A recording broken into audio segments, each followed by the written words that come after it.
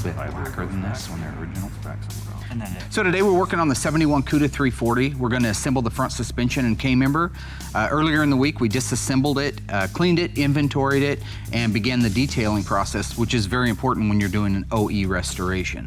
But that process is now done, and we're going to start bolting it together.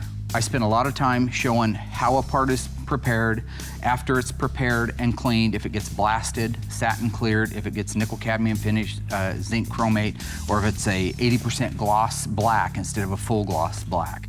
Those are the kind of things that we spend a lot of time studying and researching so that we can have the bragging right that we are putting cars together OE. So you'll notice that I did the paint, duplicated the original Cosmoline. On the lower control arms, originally they took the control arms when they were brand new metal and they would dip them down into a vat of Cosmoline about halfway up this rivet point. But that goes about up to there, and then they'd pull it out and they'd let it hang and dry. And the only problem is the nature of the Cosmoline is it's a little bit of a waxy product. So the cars that I've seen at the shows that have that duplicated, it's right and it's good and definitely OEM. But some of my cars end up being drivers.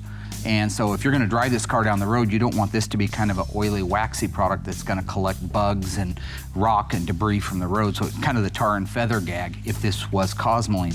So what I did was I created a paint out of my PPG paint system that duplicated the look of it. It even has kind of that blushed off look like the waxy Cosmoline would have. But the thing is it's perfectly dry. Nothing sticks to it. But it is OEM. Bugs and mosquitoes are OEM. That would be.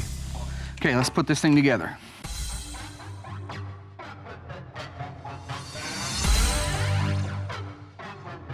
Mark's in the zone. Darren and I are over there trying to put the steering box in, and Mark just comes right over, shoves us out of the way, and says, "You guys are taking way too long." Why are you milking that long? I want to hammer these down to 150 foot-pounds. Nobody likes that anymore. You know what, dude? I don't want to strip it. God. Did you start it?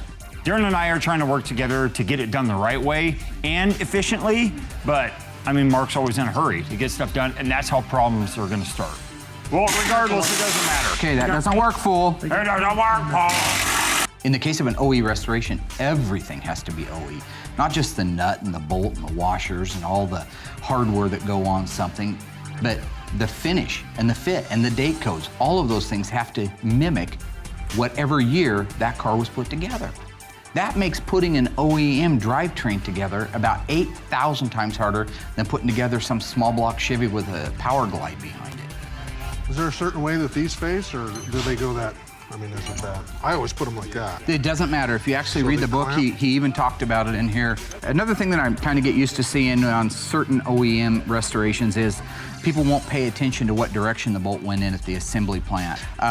In some cases, not very often, it doesn't matter. And it seems to me that the only time it doesn't matter whether it goes front to back or back to front is when, like in the case of a tie rod, when you flip it over, whatever you had it in before will be facing the opposite direction. Need to turn the steering wheel. I'm gonna move this. Watch your fingers, gentlemen. Ow!